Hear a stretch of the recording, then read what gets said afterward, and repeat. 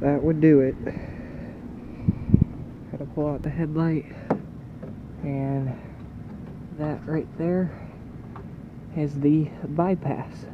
So if your radiator's leaking on your left side, check that, because this radiator's 2 years old and this bicap had already done that. So just take out the headlight, remove the bumper, so that way you can pull the headlight out.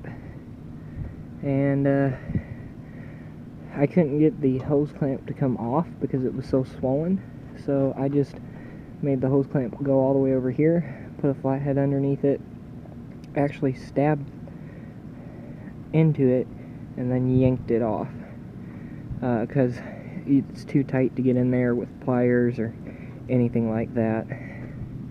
Thankfully, I had all these to